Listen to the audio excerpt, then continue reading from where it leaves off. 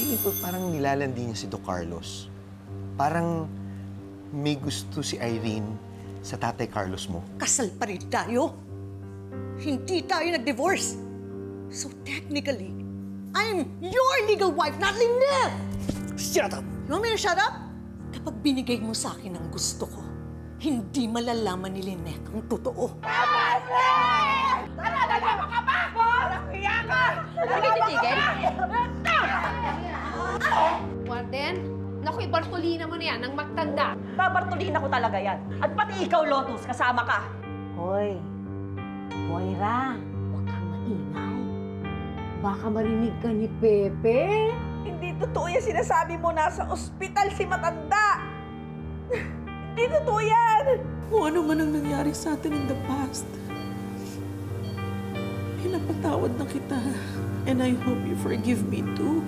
Because I love you so much. Sino ba talaga si Irene? Si Irene, dati kong pasyente. Nangiram siya ng pera sa akin. Ang sabi mo sa akin, hindi ka na magsisinungaling. Kaya ngayon, magsabi ka ng totoo. Sino si Irene? Ex ko si Irene.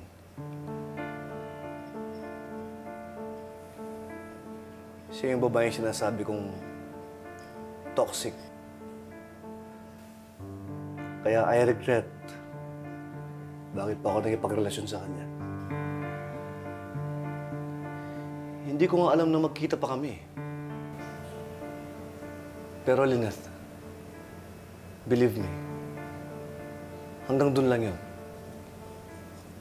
May anak ba kayong dalawa?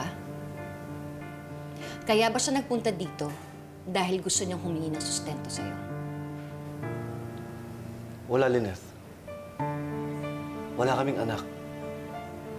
Uulitin ko, Carlos. Wala kayong anak. Wala talaga, Lynette. Wala kaming anak. Si Harry lang ang anak mo. Oo, si Harry lang.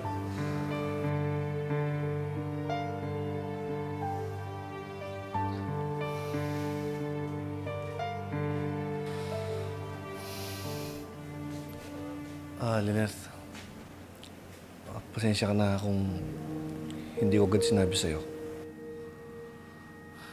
I'm sorry.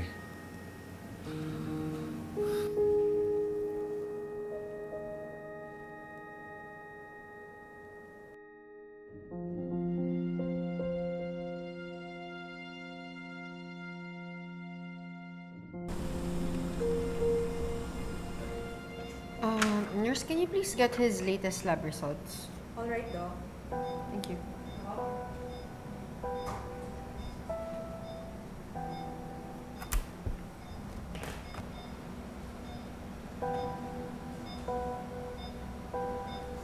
Zoe. Huwag ka munang umalis. Salamat, ha. Salamat, San. Niligtas mo ako. Utang ko sa'yo ang buhay ko. Well, I'm just doing my job. Hindi mo na dapat ako pasalamatan. Gagawin ko naman yan sa lahat ng pasyente ko, eh. Magpapasalamat pa rin ako sa'yo. Kasi pwede mo akong patayin.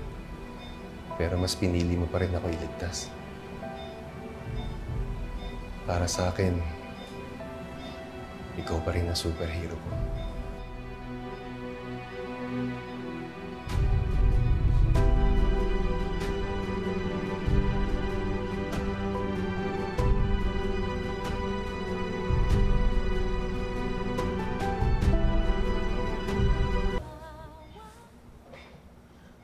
Hoy!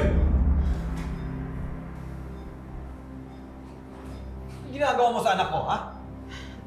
Dad, nagpapasalamat lang siya. Kahit na, ayokong hinahawakan ka ng lalaking yan. Buti ko hindi siya kriminal.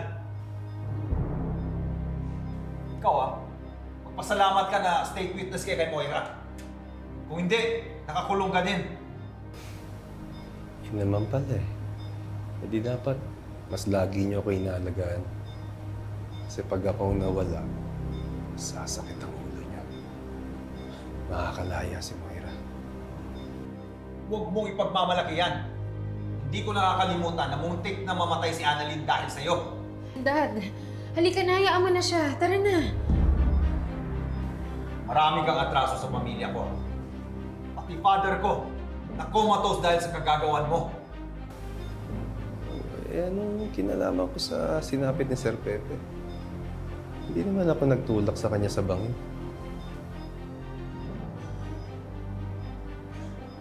Dad, tara na. Tara na, umalis na tayo. Dad, tara na. Please.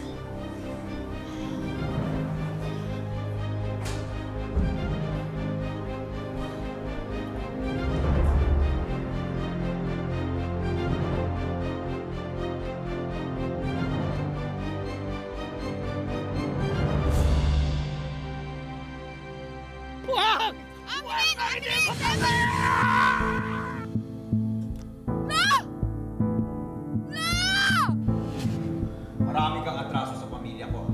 Pati father ko, na comatose dahil sa kagagawan mo. Kung alam mo lang, Dad, may mas malala pa dun. Nasa parehas lang na ospital yung totoong may kasalanan kung bakit nalaglag si Lola Pepe. At ako yun.